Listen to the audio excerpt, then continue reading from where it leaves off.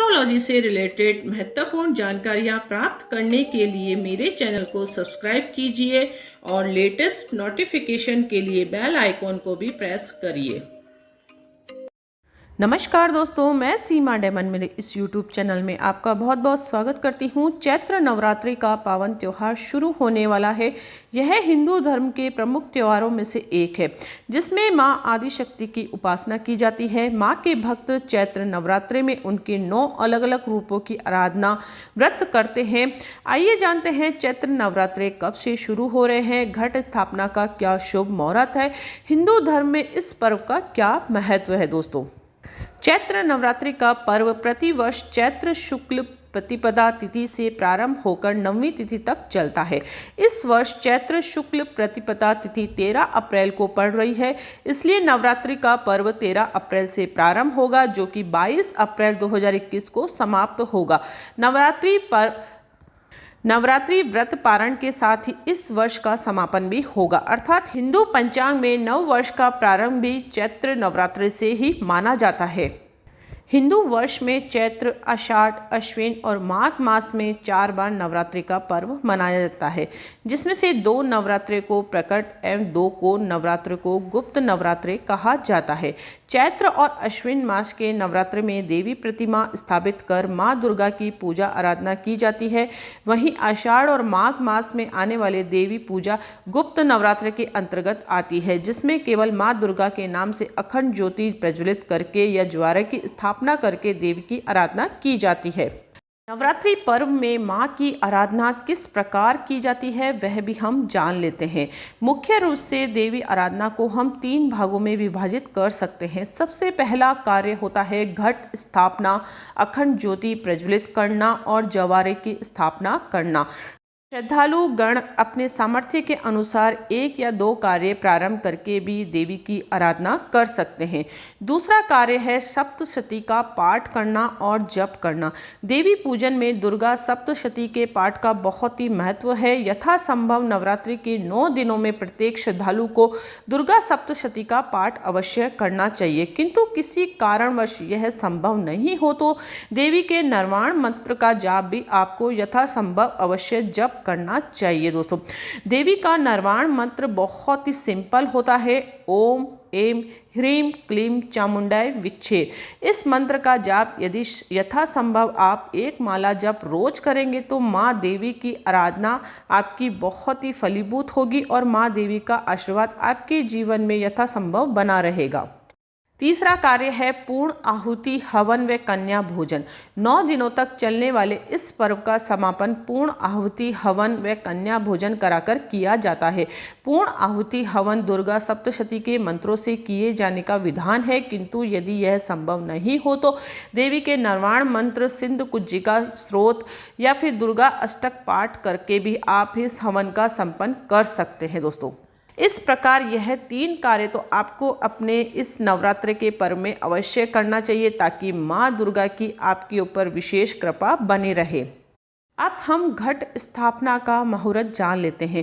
शुभ मुहूर्त 13 अप्रैल को सुबह 5:28 से प्रारंभ होगा जो कि 10:14 तक रहेगा, अर्थात शुभ मुहूर्त की कुल अवधि 4 घंटे 15 मिनट तक रहेगी। और अभिजीत मुहूर्त 12 बजे से प्रारंभ होगा जो कि 12:45 तक रहेगा। इस समय भी आप घट स्थापना कर सकते हैं, अखंड ज्योति प्रज्वलित कर सकते हैं और माँ की स्थापना कर सकते हैं। नवरात्रि के पहले दिन माँ शैलपुत्री की पूजा की जाती है विधि विधान से। दूसरे दिन माँ ब्रह्मचारिणी की पूजा की जाती है जो कि 14 अप्रैल को रहेगी। नवरात्रि का तीसरा दिन माँ चंद्रघंटा को समर्पित है, यह 15 अप्रैल को मनाया जाएगा। नवरात्रि का चौथा दिन कुष्मांडा माँ के लिए समर्पित है, यह 16 अप्रैल को मनाया जाएगा। नवरात्रि का 5वां दिन 17 अप्रैल को माँ स्कंद माता की पूजा की जाती है। नवरात्रि का 6ठा दिन 18 अप्रैल को रहेगा, इस दिन माँ कात्यायनी की पूजा की जाती है। नवरात्रि का 7वां दिन 19 अप्रैल को रहेगा, इस दिन काल रात्रि की पूजा की जाती है। नवरात्रि का 8वां दिन 20 अप्रैल को रहेगा, इस दिन महागौरी की पूजा की जाती है। नवरात्रि का 9वां दिन 21 अप्रैल को रहेगा, इस दिन सिद्धि दात्री की पूजा की जाती है। और नवरात्रि का 10वां दिन 22 अप्रैल को मनाया जाता है, इस दिन व्रत का पारण किया जाता है, अर्थात व्रत का समापन किया किया जाता है। जो श्रद्धालुगण पूरी विधि विधान से व्रत करते हैं तो इस दिन पारण किया जाता है। अब हम घट स्थापना की विधि भी जान लेते हैं कि आपको घट स्थापना किस प्रकार से करनी है। सबसे पहले एक आप पात्र ले ले, उस पात्र में आप मिट्टी बिछाएं। यह पात्र आपको मिट्टी का ही लेना है। फिर इस पात्र में रखी मिट्टी पर जौ के कुछ बीज डाल दे या सप्त धान भी आप ले सकते हैं और उसके ऊपर पुनः मिट्टी डाल दे ताकि अंकुरित हो जाए जवारे अच्छे से। अब इसमें थोड़े थोड़े से पानी का छिड़काव करें। अब एक कलश आप ले ले, उस पर एक स्वास्तिक बनाएं और उसके ऊपर आप कलावा बांधें। इसके बाद कलश को गंगा जल और शुद्ध जल से भरे, उसमें साबुत सुपारी, फूल, दूर्वा डालें, साथ ही इत्र, पंचरत्न और सिक्का भी डालें। इसके मुंह के चारों ओर आम के पत्ते लगाएं या फिर अशोक के पत्ते भी आप ले सकते हैं और कलश के ढक्कन पर चावल डालें। देवी का ध्यान करते हुए कलश का ढक्कन लगाएं। अब एक नारियल लेकर उसके ऊपर कलावा आपको बांधना है। कुमकुम से नारियल पर तिलक लगाकर नारियल को कलश के ऊपर रखना है। नारियल को पूर्व दिशा में रखें, इस प्रकार आप ध्यान रखें।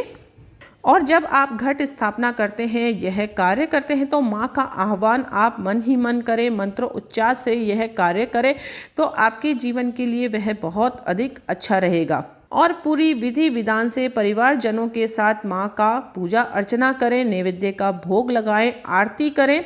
और आप व्रत करते हैं तो पूरे 9 दिनों तक आपको विशेषकर ध्यान करके पूजा आराधना संपन्न करनी है। और यदि आप अखंड ज्योत जलाते हैं तो उसका भी विशेषकर आपको ध्यान रखना है। अखंड ज्योत के लिए आपको कलावा लेना है बाती के रूप में।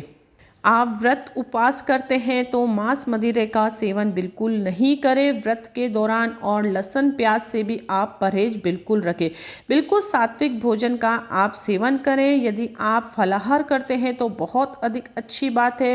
यदि फलाहार नहीं करते हैं तो भोजन भी आप बिल्कुल सात्विक ही ग्रहण करें। दोस्तों, अपने विचार अच्छे रखें, किसी की निंदा नहीं करें, बड़े बुजुर्गों का सम्मान करें और यथासंभव दीन दुखियों की आप मदद अवश्य करिए। तो यह नवरात्रि भी आपके लिए विशेषकर शुभदायक रहेंगे, आपके जीवन के लिए आपकी खुशियां लेकर आएंगे। दोस्तों, चैत्र नवरात्रि का बहुत ही विशेषकर महत्व होता है। हिंदू शास्त्र में हिंदू नववर्ष की प्रारंभी इसी दिन होता है। मान्यता है कि इसी तिथि को सृष्टि की रचना हुई थी। इसके अलावा नवरात्रि की 9वीं तिथि बहुत ही महत्वपूर्ण मानी जाती है। कहते हैं कि त्रेता युग में इसी दिन भगवान श्री राम का जन्म हुआ था, इसीलिए इसे रामनवमी के नाम से भी पुकारा जाता है। उन्होंने संसार को मर्यादा में रहकर अपने दायित्वों का निर्वहन करना सिखाया था, इसका पाठ पढ़ाया था। धार्मिक पक्ष के अलावा देखा जाए तो यह पावन पर्व नारी शक्ति का प्रतीक भी माना जाता है। अष्टमी और नवमी को कन्या भोजन भी कराया जाता है। कन्या भोजन का पूरी विधि विधान कैसे करना है मैं नेक्स्ट वीडियो में आपको पूरी विस्तृत जानकारी दूंगी, तो बने रहे इस चैनल पर आप, और इस चैनल को आप सब्सक्राइब करके ज़रूर रखें ताकि आपको एस्ट्रोलॉजी से रिलेटेड बहुत ही महत्वपूर्ण जानकारियाँ प्राप्त हो सके। दोस्तों, और वीडियो अच्छा लगे तो इसे आप लाइक ज़रूर करना, दूसरों के साथ ज़्यादा से ज़्यादा शेयर करना, अपने अनुभव ज़रूर शेयर करना, कमेंट्स ज़रूर करना। तो मिलते हैं नेक्स्ट वीडियो में इंटरेस्टिंग टॉपिक के साथ। तब तक के लिए thank you and bye bye.